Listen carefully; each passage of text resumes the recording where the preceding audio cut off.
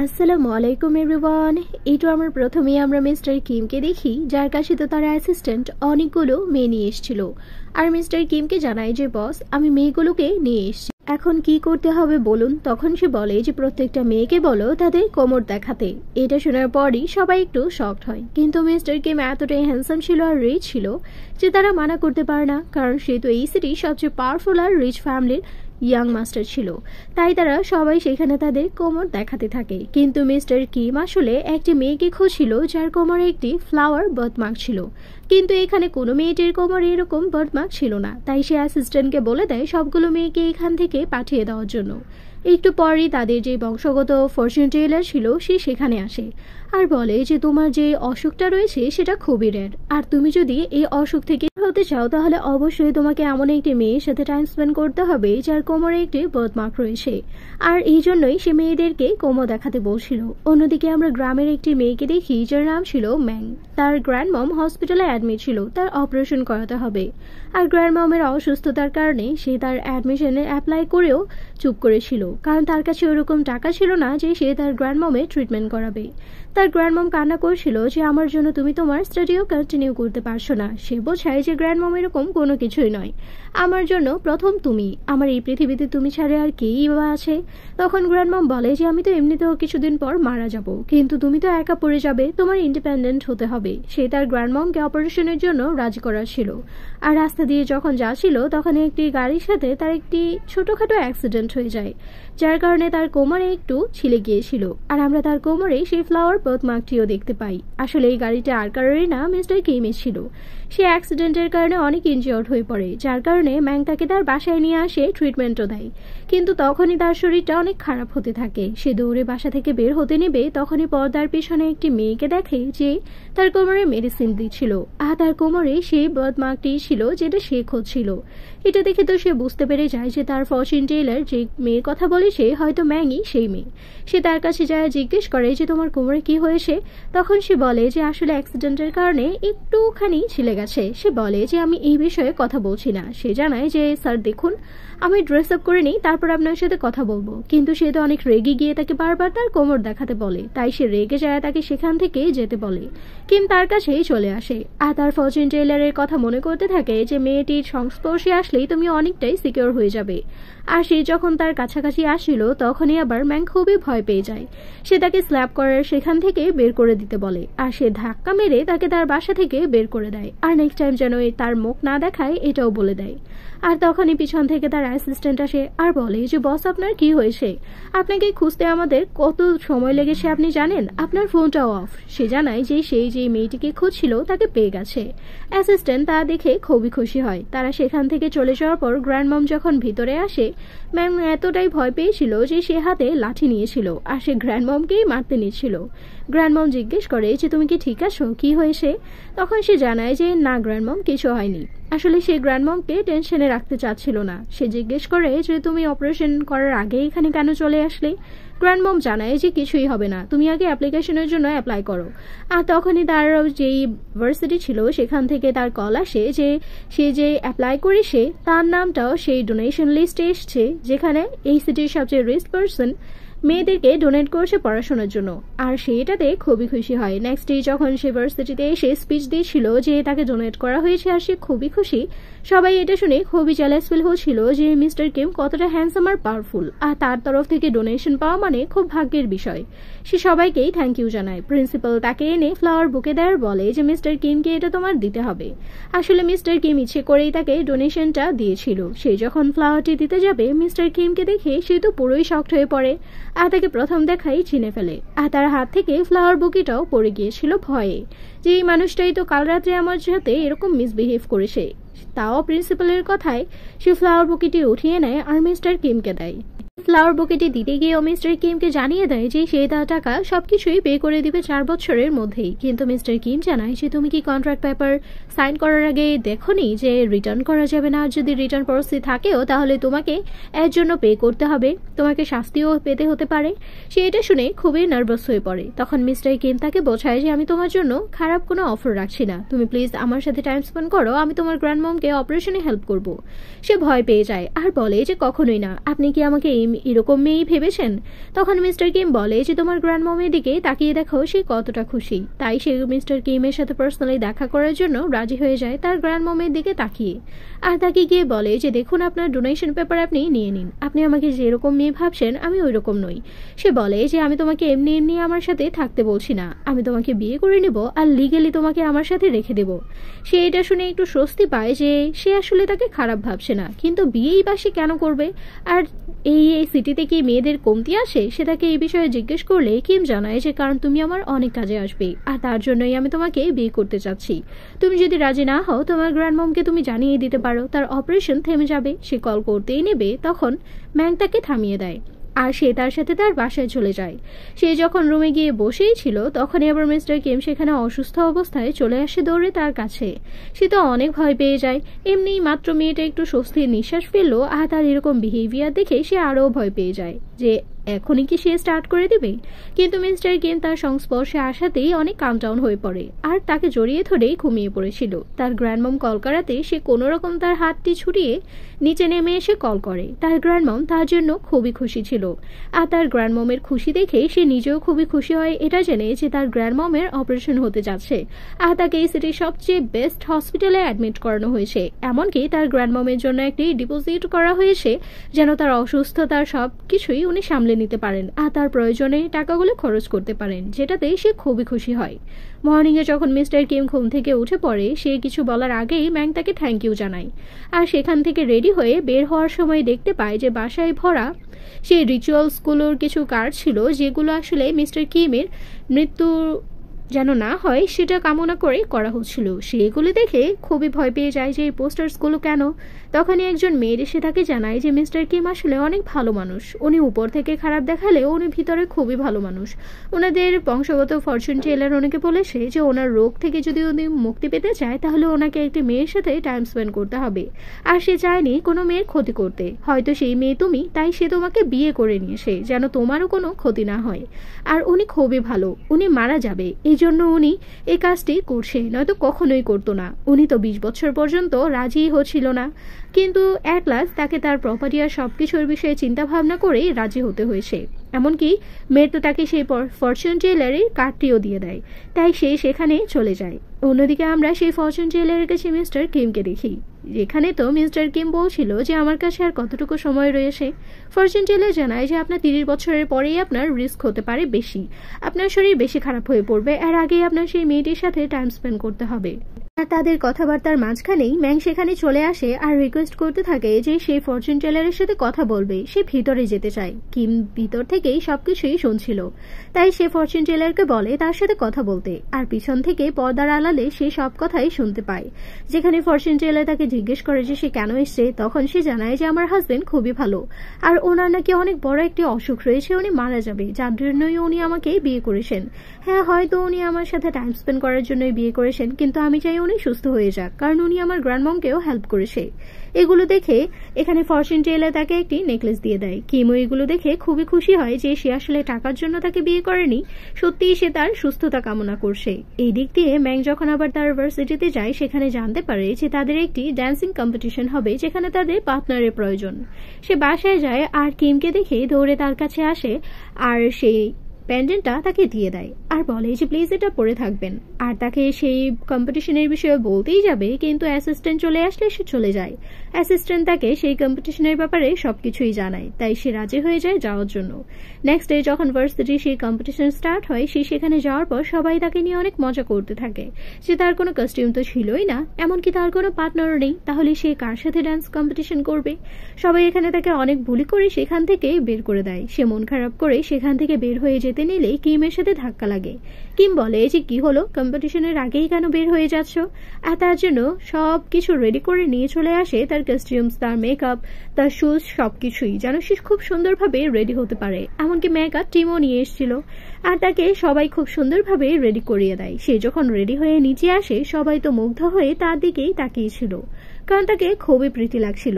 তখন তো সে নিচে যাওয়ার পর সব ছেলেরাই তাকে কনভিন্স করতে থাকে যেন সে তার পার্টনার হয়ে যায়, কিন্তু সে সবাইকে রিজেক্ট করে দেয়। আর চতুর্দিকে কিমকে খুঁজছিল, কারণ সে কিমের সাথেই ডান্স করতে চায়। দূর থেকে কিম যখন এগুলো দেখে যে সব ছেলেরা তাকে নিয়ে অনেক বেশি মাতামাতি করছে, তার একটু বেশি জেলাস ফিল হতে থাকে, আর যার কারণে সে তার অসুস্থতাটা একটু বেড়ে গিয়েছিল আর সেখানেই সেন্সলেস হয়ে পড়ে। কিমের যখন সেন্স ফিরে আসে সে তাকে বাসায় পায়। আর এই দিক দিয়ে আবার ফরচুন টেলার তাকে রিকোয়েস্ট করছিল যে দেখুন, আপনার লাইফটা বেশি ইম্পর্টেন্ট, আপনি ভিলিয়নার, আর আপনার এত প্রপার্টি, আপনি মারা গেলে কে দেখবে? আপনার এত বড় একটি বংশ, আর আপনি কিনা সামান্য একজন ভিলেজ গার্লের জন্য নিজেকে স্যাক্রিফাইস করতে চাচ্ছেন। সে বলে যে যাই হয়ে যাক না কেন তার জন্য মেডিসিন রেডি করো, নয়তো আমিও মেডিসিন খাবো না। অন্যদিকে আমরা ম্যাংকে দেখি সে যখন তার গ্র্যান্ড মমের সাথে কথা বলতে বলতেই তার ড্রেসগুলো গুছিয়ে নিয়েছিল, তখনই তাদের ম্যারেজ সার্টিফিকেটটা তার চোখের সামনে পড়ে। আর সে নোটিস করে যে আজকেই তো মিস্টার কিমের 30তম জন্মদিন ছিল। সে এটা শুনেই ডিরেক্টলি চলে যায় মেয়েদের কাছে, যে তার খুব ভালো ফ্রেন্ড ছিল। সে তাকে বলে যে আজকে আমি নিজের হাতে তার জন্য কুকিং করব, আর দেখে নিও তার জন্য আমি সারপ্রাইজও প্ল্যানিং করব। মেয়ে জানায় যে এর আগে আজ পর্যন্ত কখনোই এই বাসায় ওনার বার্থডে সেলিব্রেট করা হয়নি ওনার এই অসুখের জন্য। সে বলে যে সবকিছুই ঠিক হয়ে যাবে। সে নিজের হাতেই তার জন্য কেক বানায় আর তার জন্য সারপ্রাইজ রেডি করে রাখে। কিম যখন সেখানে আসে তাকে এভাবে দেখে তো খুবই শকড হয়ে পড়ে। সে তাকে বলে যে এটা আমার তরফ থেকে তোমার জন্য বার্থডে গিফট, আর আমি তোমাকে পার্সোনালি একটি বার্থডে গিফট করতে চাই, তুমি চাইলে তা এখনই দেখাতে পারি। আর সে তার বার্থডে গিফট হিসেবে নিজেকেই প্রেজেন্ট করে তার জন্য, আর বলতে থাকে যে আমি ফুললি রেডি তোমাকে নিজের করে নেওয়ার জন্য। কিন্তু এখানে কিম প্রথমবার মানা করে, কিন্তু সে যখন নিজে থেকেই তাকে কিস করে তখন কিম নিজেও আর কন্ট্রোল করতে পারে না, আর তার অনেকটাই ক্লোজ হয়ে পড়েছিল। কিন্তু তখনই তার মাথায় আসে যে তার যদি কিছু হয়ে যায়, তাই সে সরে যায় আর সেখান থেকে চলে আসে। আর তার অবস্থা অনেক খারাপ হয়ে যাচ্ছিল দিন দিন। আর ফরচুন টেলার তাকে বলে যে আপনার কিন্তু 30তম বার্থডেটাও চলে গেছে, আপনি যদি এখনো এই ট্রিটমেন্টটা না করেন তাহলে হয়তো আপনাকে আর আমরা বাঁচাতে পারবো না। সে বলে যদি আমাকে বাঁচাতে না পারেন তাহলে না, কিন্তু বাঁচতে হলে আমি তাকে নিয়েই বাঁচবো, আর নয়তো আমি একটি সাধারণ ইনোসেন্ট মেয়ের জীবন নিয়ে কখনোই বেঁচে থাকতে পারবো না। তখন ফরচুন টেলার বুঝতে পারে যে সে সেই মেয়েটিকে ভালোবেসে ফেলেছে। অন্যদিকে আমরা ম্যাংকে দেখি সে তো একটি মেডিসিন শপে গিয়েছিল কিছু মেডিসিন নেওয়ার জন্য। সে ভাবছিল যে হয়তো কিমের কিছু দুর্বলতা ছিল, আর তাই হয়তো সে তার সাথে ক্লোজ হতে পারছিল না। আর তখনই আবার তার একটি আননোন পার্সনের কল আসে। সে কলটি রিসিভ করলে দেখতে পায় যে কিমের যেই গ্র্যান্ডপা ছিল তার ভিলাতেই তাদের একটি পার্টি ছিল, গ্র্যান্ডপার বার্থডে, তাই তাকেও সেখানে আসতে বলা হয়, তাই সে ওকে বলে দেয়। অন্যদিকে অ্যাসিস্ট্যান্ট যখন এই ব্যাপারটা জানে সে ডিরেক্টলি গিয়ে কিমকে জানিয়ে দেয় যে আজকের গ্র্যান্ডপার বার্থডেতে মিস ম্যাংকেও ডাকা হয়েছে। তখন সে বুঝতে পেরে যায় যে তারা তাকে বলি করবে, তাই গাড়ি বের করতে বলে। অন্যদিকে আমরা ম্যাংকে দেখি সে যখন গ্র্যান্ডপার জন্য অনেকগুলো গিফটস নিয়ে গিয়েছিল, এখানে তো সবাই তাকে অন্যরকম ভাবেই ট্রিট করতে থাকে। তাকে প্রথম অনেক ফ্যান্সি চকলেট দেয় যেগুলো একটু তিতা ছিল, মানে ডার্ক চকলেট, কিন্তু এগুলো সে একদমই পছন্দ করে না।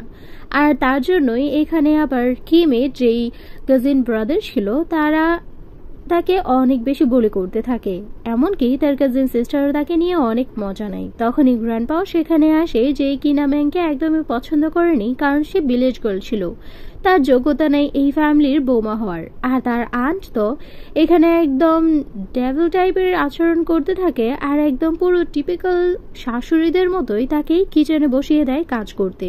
আর তারা নিজেরা সবাই বসে পড়ে টেবিলে খাবার খাওয়ার জন্য। কিম যখন সেখানে আসে টেবিলে সবাইকেই দেখে, ম্যাংকে দেখে না, যেটা দেখে সে খুবই রেগে যায় আর রান্নাঘরে ডিরেক্ট চলে যায় তাকে নেওয়ার জন্য।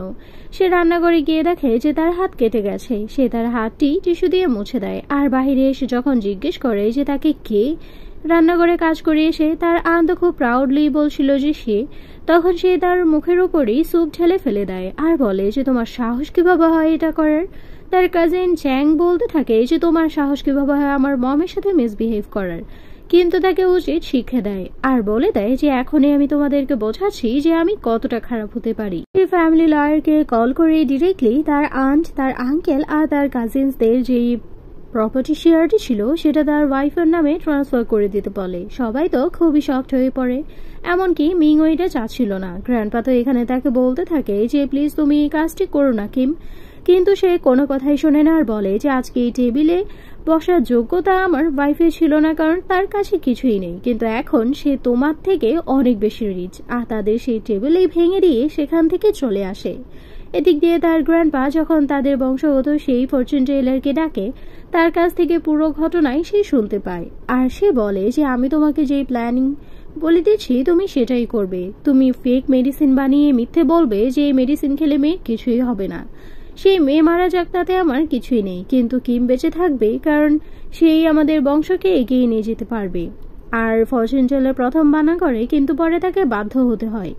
এদিক দিয়ে কিম যখন ম্যাংকে নিয়ে বাসায় যায়, ম্যাং ভিতরে ঢোকার পরই ফরচুন টেলার গিয়ে তাকে একটি ফেক মেডিসিন দিয়ে বলে দেয় তার গ্র্যান্ডপার কথা মতোই যে এই মেডিসিনটি যদি আপনি ওনার সেই বার্থমার্কে লাগান তাহলে আপনাদের মধ্যে যা কিছুই হয়ে যাক না কেন ওনার আর কিছুই হবে না। এটা শোনার পর সে খুবই খুশি হয়ে তার কাছে গিয়ে দেখে যে সে তার হাতে মেডিসিন দিচ্ছিল, তাই সে নিজের হাতেই তাকে মেডিসিন দিয়ে দেয়। তখন আমরা ম্যাংকে দেখি সে আপসেট হয়ে বলে যে সত্যিই তো ওরা ঠিকই বলছিল, আমি আপনার যোগ্য নই, তাই তো আপনি আমার সাথে ক্লোজ হন না। তখন সে বলে যে কে বলেছে এরকম কথা, সে বলে যে আমি। তখন সে তাকে অনেকটাই ক্লোজ নিয়ে আসে আর বলে যে আমি সারা জীবন তোমার সাথেই থাকতে চাই, তুমি কি প্লিজ আমাকে একটু স্পেস দিবে। সেটাকে দিলে সে তার সেই বার্থমার্কে মেডিসিন লাগিয়ে দিয়েছিল। আর সেখানে যখন সে তার ক্লোজই আসতে নেবে তখনই সে একটু লজ্জা পেয়ে বলতে থাকে যে আমাকে কি একটা দিনের সময় দেওয়া যাবে, কালকে আমার এক্সাম, তাই আমরা যা করার কালকে করি। তখন কিম স্মাইল করার বলে যে ঠিক আছে তুমি যা বলবে তাই। এটা শুনে সে খুবই খুশি হয়ে যায়। অন্যদিকে আমরা তার কাজিন ব্রাদার চ্যাং আর তার আন্টকে দেখি, তারা যখন এই ব্যাপারটা জানতে পারে যে কিমের অসুস্থতার মেডিসিন সেই মেয়েটি যাকে সে বিয়ে করেছে, তার তো খুবই রেগে যায় যে তার প্রপার্টি তাহলে আর তারা পাচ্ছে না। তাই তারা প্ল্যানিং করে ইচ্ছে করেই কিম যখন বাড়ি গিয়েছিল তার ক্লায়েন্টের সাথে দেখা করতে, তার ড্রিঙ্কে সে স্পাইক করে দিয়েছে, যার কারণে তার অতিরিক্ত পরিমাণ নেশা হয়ে যায়, তার শরীরটা অনেক খারাপ হতে থাকে, সে অনেক দুর্বল হয়ে পড়ে, যার কারণে চ্যাং তার দলবল নিয়ে সেখানে চলে আসে। আর কিম কোনো রকম সুযোগ বুঝে সেখান থেকে পালিয়ে তার অ্যাসিস্ট্যান্টকে কল করে সবকিছুই জানিয়ে দেয়। অ্যাসিস্ট্যান্ট যখন তার কল পায় সেই সবকিছু দেখেই বুঝতে পেরে যায় যে এখন তার কাকে কল করা উচিত। সে ডিরেক্টলি কল করে ম্যাংকে, কারণ তাকেই এখন পাঠালে সে সুস্থ হয়ে যাবে। কিন্তু ম্যাং তো ছিল তার এক্সাম হলে, তাই সে এক্সামের মাঝখান দিয়ে ফোন দিতে দেখে সে ফোনটি কাট করে আবার এক্সাম দিতে স্টার্ট করে। অ্যাসিস্ট্যান্ট আর কোনো উপায় না পেয়ে নিজেই একা দলবল নিয়ে বেরিয়ে পড়ে মিস্টার কিমকে হেল্প করার জন্য। অন্যদিকে কিম আর কোনো ওয়ে না পেয়ে একটি ওয়াশরুমে গিয়ে লুকিয়ে পড়ে, আর সেও অনবরত ম্যাংকে কল করে যাচ্ছিল, কিন্তু ম্যাং তো এখানে এক্সামে ব্যস্ত ছিল। সে তার এক্সাম শেষ করে যখন ফোন হাতে নেয় দেখতে পায় যে 99 কলস ছিল অ্যাসিস্ট্যান্ট আর কিমের তরফ থেকে। সে তো এটা দেখে খুবই ভয় পেয়ে যায়, আর কিমকে ডিরেক্ট কল করে জানাতে চাইলে সে জানায় যে তোমার আসতে হবে না, আমি নিজেকেই ঠিক করে নেব, প্লিজ তুমি এখানে এসো না।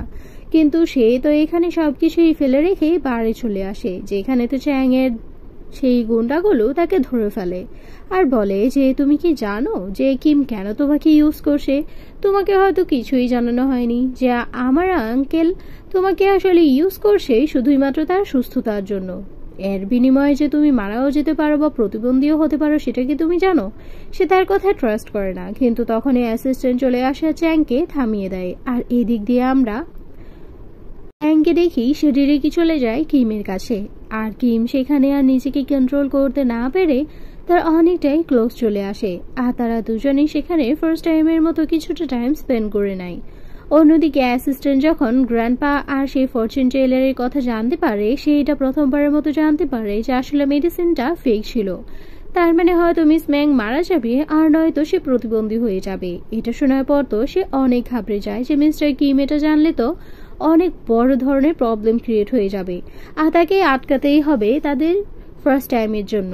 আর এই দিক দিয়ে মিস্টার কিম তার সাথে টাইম স্পেন্ড করার পর যখন ওয়াশরুমে আসে, অ্যাসিস্ট্যান্ট তাকে কল করে সবকিছুই জানিয়ে দেয় যে আসলে গ্র্যান্ডপাই সবকিছু করিয়েছে ফরচুন টেলারকে দিয়ে। সে তো এটা শুনে পুরোই শকড হয়ে পড়ে যে তার মানে কি ম্যাং আর উঠবে না। সে ইমিডিয়েটলি তাকে হসপিটালে অ্যাডমিট করিয়ে দেয়। সে অনেক কান্না করছিল যে তার জন্যই সে তার আপন মানুষটাকেও হারিয়ে ফেলছে। এদিক দিয়ে হসপিটালে অনেক ট্রাই করা হয়, কিন্তু তারা ম্যাংকে বাঁচাতে পারে না। আসলে ম্যাং মারা গিয়েছিল। আর কিম এই সবকিছু দেখে এতটাই ভেঙে পড়ে যে সে কার কথাই ট্রাস্ট করছিল না। সে পুরো পাগলের মতো করছিল যে আমার নিজের মানুষরাই আমাকে ধোঁকা দিয়েছে, ফরচুন টেলার এটা কেন করলো। সে অনেক কান্না করে। অ্যাসিস্ট্যান্ট তাকে বোঝানো ট্রাই করলে তাকেও ধাক্কা দিয়ে সেখান থেকে সরিয়ে দেয়, তার সাথে কোনো কথা বলতেই মানা করে। সে তো সেখান থেকে তার ডেড বডি নিয়ে সেখানেই সেন্সলেস হয়ে পড়ে। আর যখন তার জ্ঞান ফিরে সে তার অ্যাসিস্ট্যান্টের কাছ থেকে জানতে পারে যে তার ফিউনারাল অলরেডি হয়ে গেছে, তার গ্র্যান্ডমমি তাকে নিয়ে গিয়েছিল। আর এগুলো দেখে সে ডিরেক্টলি বলে যে আমি গ্র্যান্ডপাকে ছাড়বো না। অ্যাসিস্ট্যান্ট জানায় যে আপনার গ্র্যান্ডপা অলরেডি সবকিছু থেকে আপনাকে বঞ্চিত করে দিয়েছে। এটা শোনার পর সে আরও ভেঙে পড়ে। অন্যদিকে আমরা গ্র্যান্ডপাকে দেখি সে তো তার ফিউনারাল করেননি, তার মানে সে এখনো জীবিত আছে কিন্তু কোমায় রয়েছে। সে তার অনেক টেক কেয়ার করে। এভাবেই 6টা বছর কেটে যায়। আমরা মিস্টার কিমকে দেখি সে তো তার গ্রেভিয়ারে আসে আর ফ্লাওয়ার দিয়ে তার কাছে ক্ষমা চায় যে সে আসলে কিছুই জানতো না। সে বুঝেছিল যে সে সুস্থ হয়ে যাবে, তার কোনো ক্ষতি হবে না। এদিক দিয়ে আমরা আবার জ্যানিকে দেখি যেহেতু মিস্টার কিম আর ম্যাংয়ের মেয়ে ছিল, কারণ সে তখন প্রেগনেন্ট ছিল। এমনকি সেই ইনসিডেন্টের পর ম্যাং তো পুরোই ব্লাইন্ড হয়ে গিয়েছিল, যার কারণে সে এখন তার মেয়েকে বোঝায় যে সে যেন কখনোই তার ড্যাডের নাম না নেয়, কারণ তার ড্যাড তাকে ধোঁকা দিয়েছে। সে জানতো না এই ব্যাপারটা যে সত্যিই আসলে সে হয়তো প্রতিবন্ধী বা মারা যাবে। আর তখনই তার শরীরটা অনেক খারাপ হয়ে যায়। তার মেয়ে কান্না করতে থাকে যে এখন তার মমের কি হবে, সে কি করবে। আমরা বেবি গার্ল জ্যানিকে দেখি সে তো কোনো রকমে তার মমকে হসপিটালে নিয়ে আসে, আর এই দিকে ডক্টরকে রিকোয়েস্ট করতে থাকে যেন তার মমের ট্রিটমেন্ট করে ফেলে।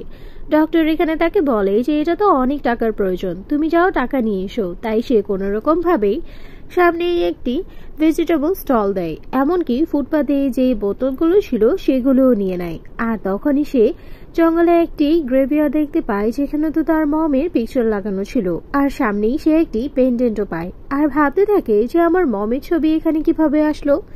আর মনে মনে ভাবে যে এই পেন্ডেন্টটা বিক্রি করলে হয়তো আমি কিছু টাকা পেয়ে যাব, আর সেটা দিয়েই আমার মমের ট্রিটমেন্ট করতে পারবো। সেইটা নিয়ে চলে যাওয়ার একটু পরেই মিস্টার কিম তার অ্যাসিস্ট্যান্টকে নিয়ে সেখানেই চলে আসে। আর প্যান্ডেন্টটা আর তার ছবিটা না পেয়ে অনেক বেশি নার্ভাস হয়ে পড়ে যে তার ছবি কোথায় গেল আর সেই প্যান্ডেন্টটা কোথায়। তখনই সে সিসিটিভি ফুটেজের মাধ্যমে দেখতে পায় যে একটি ছোট বাচ্চা সেটা চুরি করে নিয়ে গেছে। এটা দেখে সে খুবই রেগে যায়। অন্যদিকে হসপিটাল থেকে ম্যাংকে বের করে দেওয়া হয়েছে, কারণ তার ট্রিটমেন্টের কোনো রকমের টাকাই পে করা হয়নি। সে তো তার কাছে যে টাকাগুলো ছিল সেগুলো দিয়ে ডক্টরকে রিকোয়েস্ট করে তার মমে ট্রিটমেন্ট করতে, কিন্তু তারা মানা করে দেয়। সে সবার কাছেই হেল্প চায়, এমনকি রাস্তায় গিয়ে গাড়ির সামনেই বসে পড়ে আর সেখানেই মাথা নত করে হেল্প চাইতে থাকে। যেই গাড়িতে আর কেউই না মিস্টার কিম ছিল, সে বাহিরে বের হয়ে আসে তাকে হেল্প করার জন্য।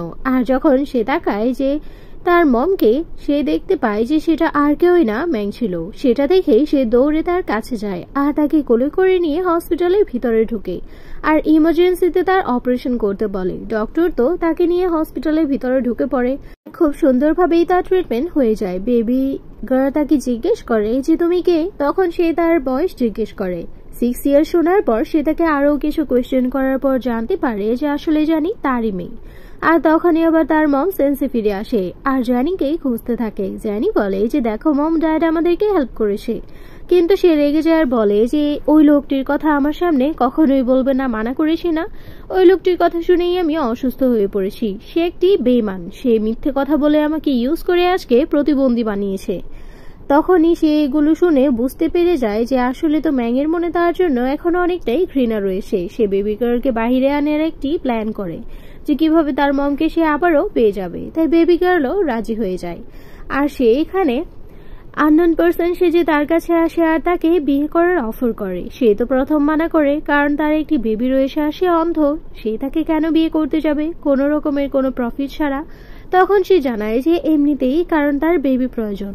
আর এটা শোনার পর সে খুবই খুশি হয় আর তাকে বিয়ে করতে রাজি হয়ে যায়। তারা যখন তাকে নিয়ে বাসায় যায়, ম্যাংকে দেখি সে তো সেই বাসার সবকিছুই টাচ করে কেন জানি তার মনে হচ্ছিল যে এখানে সে অনেক আগেও এসছে।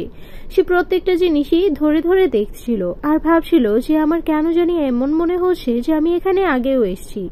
এভাবেই একটি দিন পার হয়ে যায়। মর্নিংয়ে তার ঘুম ভাঙার পর মিস্টার কিম তার কাছে আসে তার জন্য স্যুপ নিয়ে, আর সে খুবই খুশি হয়ে বলে যেদিন আমিই খেয়ে নিচ্ছি, কিন্তু কিম নিজের হাতেই তাকে খাইয়ে দেয় কারণ গরম স্যুপটা সে খেতে পারবে না। আর এগুলো দেখে ম্যাং খুবই খুশি হয় যে সে তাকে এতটা বেশি পছন্দ করছে যে সে নিজের হাতে তার এতটা কেয়ার করছে তার মেয়েরও, এমনকি সে তাকে স্কুলেও ভর্তি করিয়েছে। কিন্তু তখনই জ্যানির স্কুল থেকে কল আসে যে তাকে কিছু ছেলে বুলি করছে কারণ তার মম অন্ধ। এটা শুনে সে সেখানে চলে যায় তাকে হেল্প করার জন্য, কিন্তু সবাই এখানে এমনকি টিচাররাও তাকে বুলি করে যে তুমি তো অন্ধ, তুমি এখানে কি করবে। তখনই মিস্টার কিম সেখানে চলে আসে আর বলে যে আমিও দেখতে চাই আমার ওয়াইফকে কে অন্ধ বলছে, আর টিচারকে স্ল্যাপ করে আর সবগুলোকে সেখানে বসিয়ে ক্ষমা চাইয়ে তারপর ছাড়ে আর তাকে নিয়ে বাসায় চলে আসে। সে একটু ইনজয়ার্ড হয়ে পড়লে ম্যাং তাকে হেল্প করে, আর সেখান থেকেই বেবি গার্ল চলে যাওয়ার পর তারা দুজনই কথা বলতে বলতে অনেকটা ক্লোজ চলে আসে। আর সেখানে কিছুটা টাইম স্পেন্ড করে ফেলে অনেকগুলো বছর পর। সে যখন মর্নিংয়ে ঘুম থেকে উঠে তখন সে দেখতে পায় যে সে তো অনেকটাই চোখে দেখতে পাচ্ছে। সে খুবই শকড হয়। সে কিছু বলার আগেই জানি সেখানে দৌড়ে আসে মম বলতে বলতে, আর তাকেই প্রথমবার দেখে সে অনেক বেশি আবেগপ্লুত হয়ে পড়ে যে তার মেয়েকে সে প্রথমবার দেখছে টাচ করছে। আর মেয়ের কাছ থেকেই জানতে পারে যে আজকে তাদের ওয়েডিং সেরেমনি হবে।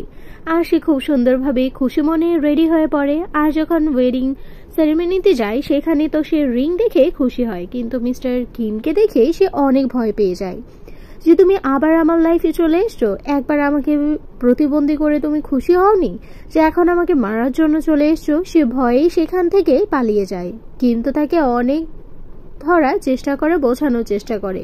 সে তার কোনো কথাই শুনে না, তাকে স্ল্যাপ করে। আর সেখানেই যখন সে চলে যেতে নেয় তার অনেক বাজেভাবে একটি অ্যাক্সিডেন্ট হয়ে যায়। কিম তাকে সেখান থেকে কোনো রকম ভাবে হসপিটালে নিয়ে আসে। ডক্টর তাকে জানায় যে আমাদের অপারেশন করতে হবে ইমার্জেন্সি, আর হার্টের প্রয়োজন, হার্ট ট্রান্সপ্লান্ট করতে হবে। কিম তখন বলে দেয় যে আমি হার্ট দিব, কিন্তু সে সুস্থ থাকতে হবে। এটা শুনে ডক্টর তার হার্টই ট্রান্সপ্লান্ট করে দেয়। আর আমরা এখানে তাকে দেখতে পাই যে তো এখন সুস্থ হয়ে গিয়েছিল। ডক্টরকে সে তার ডোনারের কথা জিজ্ঞেস করলে ডক্টর জানায় না, কারণ এটা সিক্রেট ছিল। সে বেবি গার্লকে নিয়ে একটি টেম্পলে আসে আর সেখানে দেখতে পায় যে মিস্টার কিম নামের একজন অনেকগুলো উইশ লিখে রেখেছে তার ওয়াইফের জন্য।